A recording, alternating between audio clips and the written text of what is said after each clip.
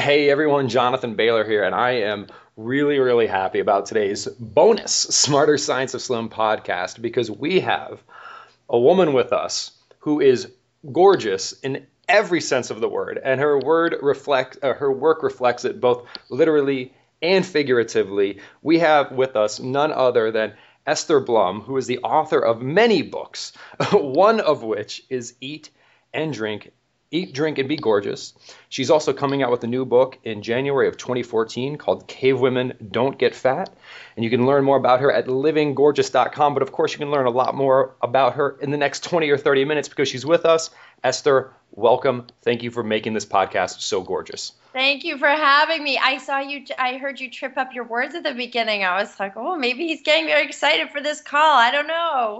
Well, I'm nervous to be talking with someone who is so gorgeous. Oh, stop. Oh, stop.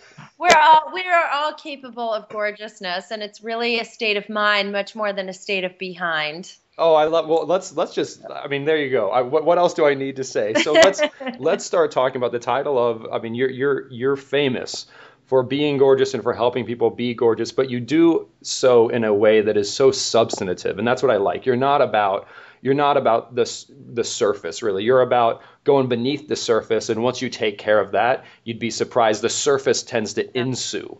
So tell us a little bit about your approach and your path and how you really just your story, how you got to where you are today, Esther. Oh my gosh. Sheer tenacity is really, it's funny. It took me 5 years to even find an agent for my first book that was really a good fit for me. Everyone, critiqued it and said it wasn't this enough and it wasn't that enough. And finally I was blessed to land my agent, Celeste Fine, back when I worked with Dr. Perricone. And I haven't looked back since, and I really projected to the universe what I wanted to happen rather than what was actually happening. And people believed it and believed in the project before they saw it. So I was really grateful. But, my books come from an authentic place because I struggle too. I'm not, I don't have the perfect body. I have to work inside my head and on my body just like everybody else. And yeah, if I could, I'd be a smoking alcoholic, but sadly my body doesn't like that. So while I'm here on earth, I have to be healthy.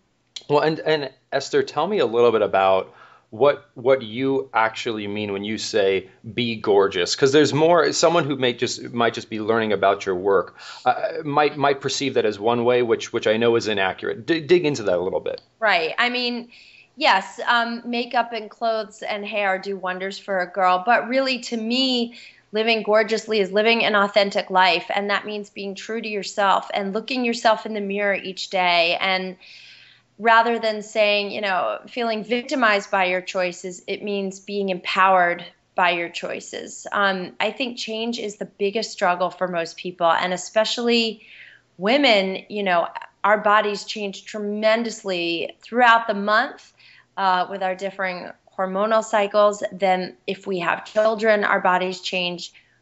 When we go through menopause, our bodies change, and it's constantly fluctuating, and we really have to learn to kind of be as proactive as we can and look at yourself in the mirror every morning and say, did I do the best I could today or yesterday? Did I eat everything I was supposed to?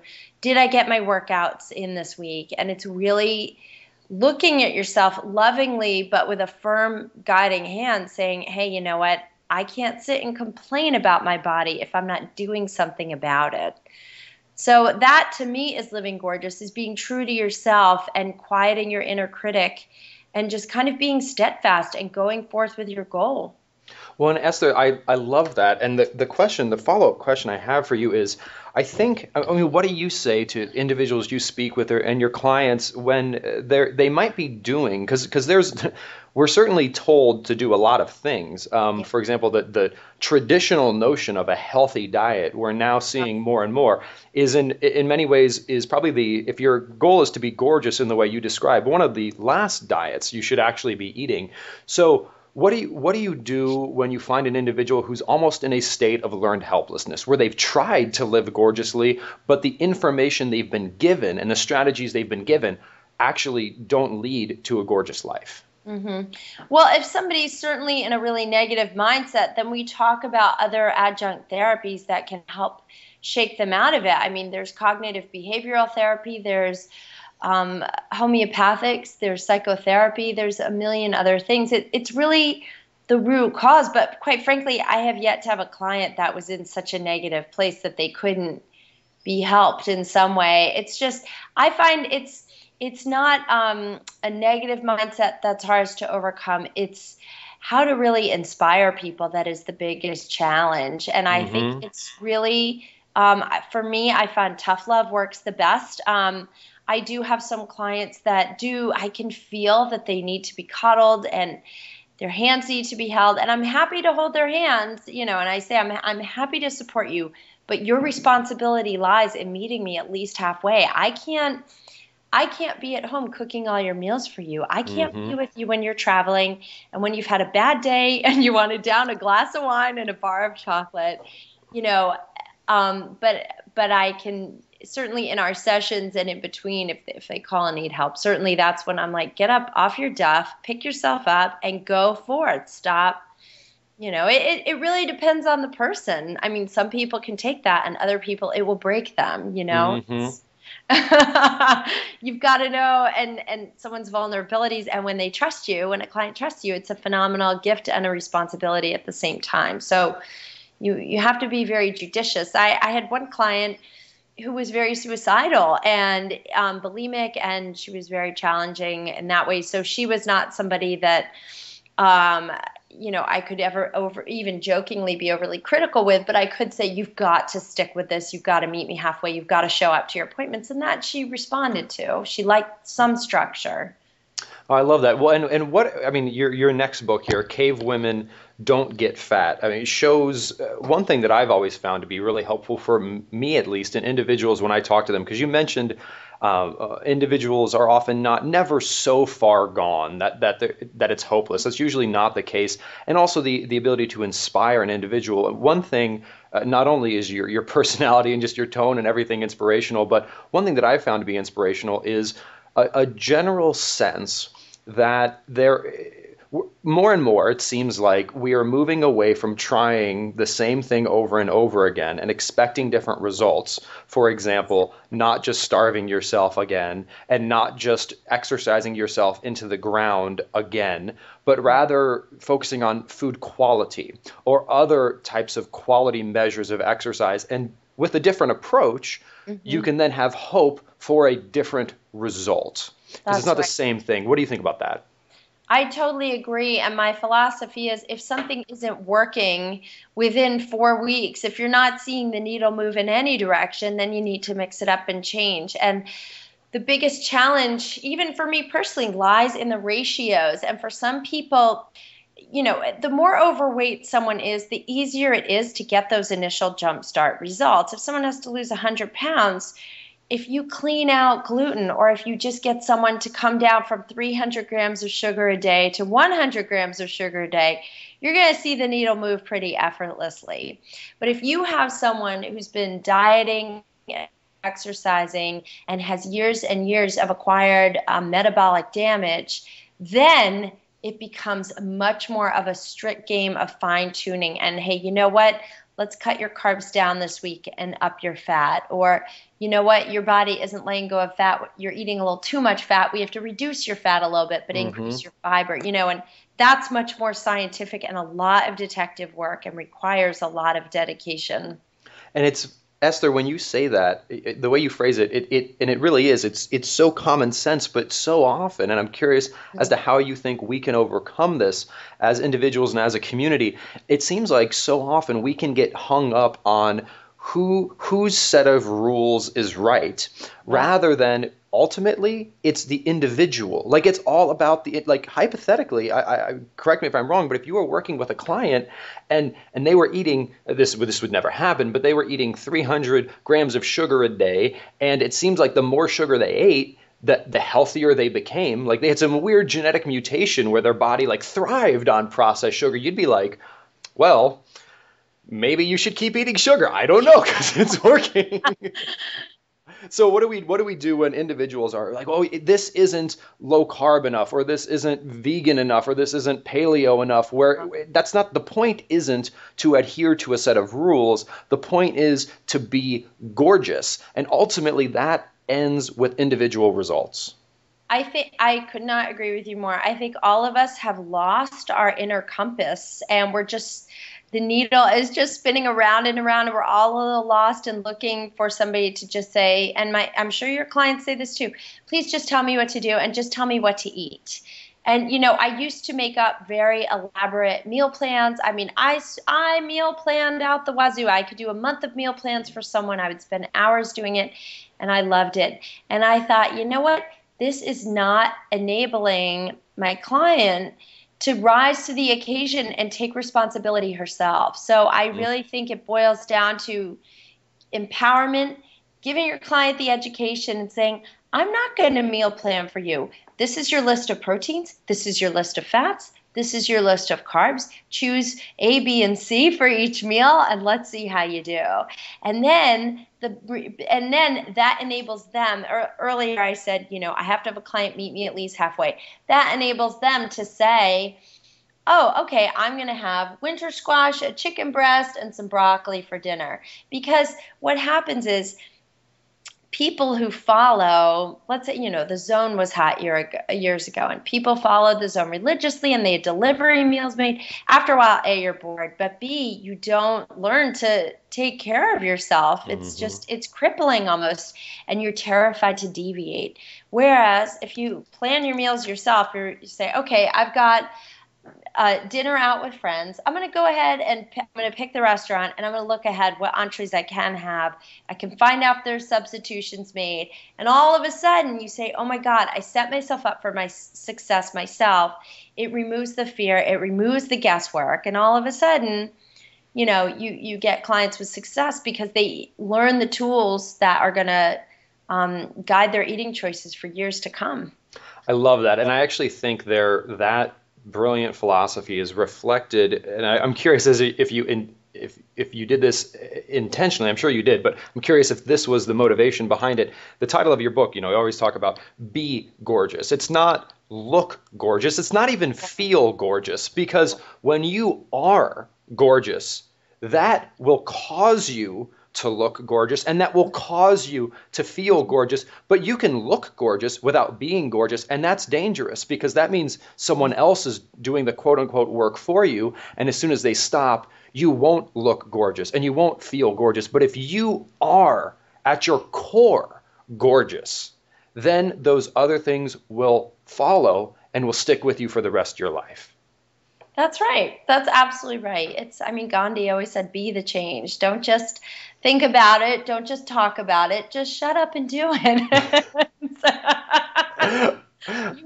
No one can do the work for you. You have to stop whining and complaining and be active in your own choices, in your own healthcare, your own practitioners. I myself, listen, if I had a chronic health issue and one practitioner wasn't working, I'd say, nice knowing you, sayonara, I'm going to find somebody else. And I'm going to keep looking until I can find that, and some people, I'm thinking of a client of mine in particular who has bad migraines and has suffered with them for years.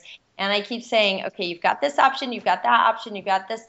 And she doesn't want to do anything except take drugs, but she's still suffering. And I said to her, at some point you will get sick of being sick and you will be ready to make these changes. Until then, go about your business, because, and it's not, I say this not to sound negative in any way, but change happens when people are truly deeply ready, and when they can't even stand where they're at anymore. They're like, I can't even look at myself in the mirror. I can't try on a bikini. I can't stand the way my thighs rub together when I wear a skirt. Whatever it takes. Everybody has their limits and their threshold, and some people need to push those limits and get to the worst spot for themselves before they say, enough, I'm ready okay, I will do what it takes now. For other people, it's easier. I think the farther you get away from yourself, the longer it takes to get back. I love that. And I think, Esther, and I'm curious as to what you think about this, I think individuals sometimes give themselves less credit than they deserve, meaning they don't. Here's a simple example. one of my family members smokes, used to smoke a lot. She got pregnant. She stopped smoking that day. Cold turkey, like the third most addictive substance in the world, nicotine, trails only heroin and cocaine. People talk about how hard it is to quit smoking. It is. Get pregnant. You will quit smoking in a day. Or individuals who practice a kosher or a halal lifestyle or any of these more religious dietary restrictions. There are billions of people all around the world who go their whole life following a form of dietary restriction, which maybe all their peers don't. But and those people, they are not better than us. They are not stronger than us. They do not have some gene that we are missing. So I think that kind of a perception is really powerful. Like, this is all within us. We just need to believe it's important enough or be inspired enough to take that action. Beautifully said. I absolutely agree with you, because all of those, and it's funny, I grew up in a very strictly kosher home too, and it had nothing to do with willpower. It just, nothing else was an option. It just wasn't an option. And, starting to living gorgeously is about really taking care of your body. And I think for some people, rather than focusing on the word diet, I think you have to think about other goals. For me, what inspires me is I want to see my fat loss percentages decrease, or I want my dumbbells to be heavier. I want my barbells to be heavier. So those things, getting stronger, getting leaner, motivate me. Other people need to weigh themselves every week. Other people need to write down what they eat. And frankly, that's also a big measure of success for me too. But it really depends. Other people don't like weighing themselves. They only want their body fat measured. They want to see their clothes looser. However, again, that's highly individualized, and you have to find what works for you. And I think people cling to diets because they don't want to find what works for them. They want to say, okay, tell me what to eat. I'm going to eat it. It didn't work for me. Okay, it failed. It's not the diet that fails. It's just that the diet didn't work for you, and it's your responsibility to do detective work and say, this didn't work for me. What will work for me? And that's why it is important to, rather than spend all the money on self-help books, at some point you probably have to hire a professional who's going to really tease out what needs to be done if you're not getting success on, because diets work for, what would you say diets work for? What percentage of people? 50%? 40, 50%? Standard, just kind of calorie restriction type diets? Let's do Weight Watchers, not to pick on Weight Watchers, or a Jenny Craig or one of those. Well, what's the percentage? I'm fortunate enough to have done some research on this. I believe it's 4.6%. That's it? Yeah. Wow. Over what period of time? Well, that's just looking at the national weight registry database. They found that individuals who pursued the typical eat less of the diet that made you unhappy with the way you feel and unhappy with the way you look, just eat less of it and just do more of whatever. Just bang your head against a wall for 30 minutes a day. It doesn't matter. Just be more active. That works about 4.6% of the time. Okay.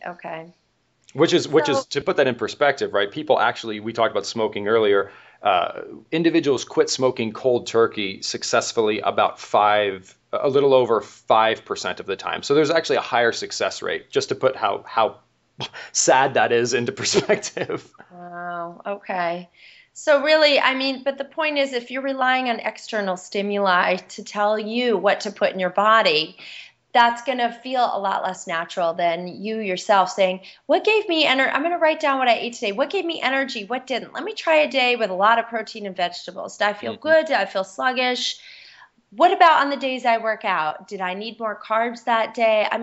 It's really scientific at the end of the day. But if you have the patience, take a couple weeks and go through the process, you can usually nail it down within that time, if not sooner. Yeah, and then once you've got it. I like to use an analogy of a lot like fashion, where there's, generally you don't want to wear your pants on your head. So there's general rules that we all can basically adhere to. Like non-starchy vegetables, barring some weird condition, are probably a good thing to be at the cornerstone of your diet. And you need protein, you need nutrient-dense foods. We get that. But just like yellow might look good on some people, but not on you, that's when you need to do that custom tailoring, because like with fashion, your body, your appearance is different from everyone else's, and your body, your biology is different than everyone else's. So you got to take ownership for that. Exactly. Well, and what are some of the, Esther, what are some of the key things? I think you found some great, and I certainly don't want to give away the farm here, but if you had to say that in your experience for busy individuals, busy families, what are some things, what are three things they could start doing now to be gorgeous and not to be looking externally, but to start looking internally? Hmm. So you're talking behavioral changes rather than physical changes, or just Behavior will be great. anything and everything? Well, yeah, everything and everything. Everything and everything. Okay. Number one, you have to, I'm such a believer in keeping a log, keeping a food and an exercise log. If you write it, if you bite it, you write it. And so knowing that you have to write down everything and be accountable really often can deter you from going for that extra piece of chocolate, or saying, you know what, I'm really hungry. I haven't eaten enough today. Let me grab a piece of fruit and some nuts, or a big tablespoon of peanut butter is always my nightly snack, because you know what? It keeps me off chocolate. Otherwise, I'd be eating chocolate every night. And some nights I do have dark chocolate, but I try and go for, a quality snack at night, or, some yogurt with fruit, something like that, for example. Okay. Number two is keeping up with your activity, because we are really sedentary, and it's just most of us are not active enough, or we're what's called active couch potatoes, where we work out, half hour, an hour, a couple times a week, but then we're sitting all day at our desk job. So activity is really, really, really important, because studies have shown that, sitting all day really causes us to be insulin resistant, and it shuts our thyroid and our metabolisms down. So if you do have a desk job, get up once an hour, take a 5-minute walk around the hallways, the corridors, the stairs, do something, but try and fit in exercise. And I used to believe exercise was all or nothing. That was before I had a family. And now I'm so happy if I do 15 to 30 minutes, 5 to 6 days a week. I'm good with that. And that works for me. And I get it in and I feel great about it, versus dreading that, oh my God, I have 3-hour-long weightlifting sessions. Then I have to walk 2 hours a week. No, I can't do that anymore. I don't have the energy or the endurance anymore. I'm too tired. But 15, 30 minutes just charges me up, and I always work hard to fit it in because I can. Number three, and this is kind of a new thing for me, is really getting veggies in the morning. I think when you get vegetables in with breakfast, that way if you miss them at lunch, or you don't get enough at lunch and dinner, you've at least gotten that serving in at breakfast instead of having no vegetables during the day. So I think a great way to do it is just add some chopped veggies or pre-washed spinach or some chopped up kale into an omelet. You could do a green vegetable juice in a Vitamix. And just drink that with some protein powder for your breakfast. I think it energizes you, it cuts your cravings, it sets you up for the day, and really just kind of sets the tone of honoring your body and taking excellent care of your body. I love it. I love the honor your body. Let's quickly run through these, and then I have a little bit of commentary because I'm a big fan of these, if you don't mind. So we start with bite it and write it, which is, you should put that on a t-shirt if you haven't already.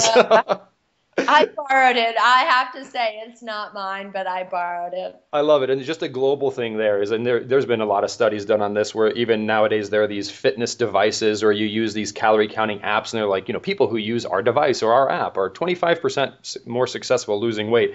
That's right. The issue, it might be the app. It also might just be having something, like you said, that makes you more conscious of what you're doing. Like technically, you could probably draw a picture of a hot dog on your hand, and just like if you looked at that, it would just help you to remember to be conscious. Anything that can help you make conscious decisions about food will help you to be more gorgeous. And writing is a great way to do that, right? Yeah. Yes, it actually is a form of cognitive behavioral therapy. So it's just a giant red string around your finger all day long. I love it. I love it. And then you mentioned just move. And I wanted to add to this one thing, which I know you're a fan of, and I've actually found to create a bit of a virtuous cycle. So I have a very sedentary job, but I go out of my way to drink a lot of water and green tea. Now, when you go out of your way to drink a lot of liquid, you have to walk around a lot.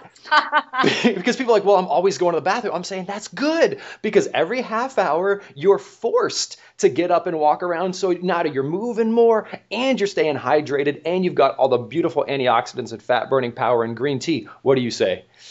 Yeah, absolutely. Perfect. So there you go. And then the last one was veggies with breakfast. And that's just brilliant. Everyone who listens to the Smarter Science of Slim is a big fan of the Vitamix. And again, neither one of us work for the Vitamix Corporation. It just makes eating veggies a heck of a lot easier. So that's cool. Yeah, absolutely. And another great thing also along the same vein is dehydrated green powder. You can always just put it in some water and drink it that way. Drink some greens that way. So it doesn't have to, again, be all or nothing. There's plenty of places in the middle. Absolutely. And I love that too. I do that a lot when I'm traveling or when I'm on the road, is being able to take a Ziploc baggie full of a barley grass or wheatgrass or spirulina powder or something like that. It's not the most delicious thing in the world, but No. In some ways it tastes so bad that you know it's good for you. I don't know. Okay, that's one way to look at it. But it's funny too that the traveling with supplements. I saw a really funny thing online where somebody was traveling with a Ziploc full of glutamine powder, and they wrote on it for TSA, "Not cocaine." Those powders can get you in trouble. You have to be very clear with vitamins when you're traveling. Absolutely. Well, and it's an interesting paradigm there as well, because when we think of vitamins or things like that, we tend to think of pills and such, but there's also, like you mentioned, there's convenient whole food things such as like dehydrated vegetable powders, which you can basically think of them as whole food vitamins, which is great. And that's always been, I've been a big fan of that. I love when I can't get access to whole foods, I try to actually still eat my whole foods, but in a dehydrated powder form. Which doesn't sound fantastic, but it's think of it like a vitamin more than a meal. Exactly. I think that's brilliant. Yeah. Well, Esther, this has been brilliant, and we could talk and talk and talk because you are a wonderful, gorgeous woman. But to wrap up, tell me a bit about what's next for you. Oh, well, believe it or not, I'm still in book edits for Cave Women Don't Get Fat. So that will probably take me through to at least April, May. And then I am looking into creating some online programs for people. I'm looking to do some media work and television work. So I have lots of irons in the fire right now. I love it. So it sounds like if individuals haven't seen you yet, they will be seeing you soon. They will be seeing me soon, yes. And of course, there's always another book to explore. What's next in the writing? So there's always something coming across my plate, which is a blessing. Oh, I love that, Esther. Well, our paths, I bet, will cross here coming up because my next book is also coming out in early 2014. So who knows? Maybe we'll see each other on a whirlwind tour of sorts. Who knows? What is it called? It's called The Calorie Myth with HarperCollins. Beautiful. Congratulations. Oh, That's well, great. well, thank you. So we can have maybe a joint appearance somewhere, and I can try to be gorgeous with you. You already are, darling. You already are. Well, Esther, and where can individuals learn more about you and mention your books again so that we can all become gorgeous? I am at livinggorgeous.com is my website. My Facebook fan page is Living Gorgeous, and I am on Twitter. I am on LinkedIn. I'm everywhere. So just find me. Come visit. Say hello. And just once again, folks, her name is Esther Blum, and one of the things I love about Esther, as you can tell already, is she's rooted in the truth, and she's got the tough love, but she's also just coming with love, right? This is about living life. This is about enjoying. Health should feel good. It should feel healthy. It shouldn't be a burden. It should be a blessing. And I think Esther and her work just personifies that. So that's why I'm a big fan. Happy to have you on the show, Esther. Thank you so much for joining us. Thank you for having me. Hey, everyone. Well, thank you so much for joining us again on Living the Smarter Science of Slim. I'll see you soon. And remember to eat more and exercise less, but do that smarter. Talk to you soon.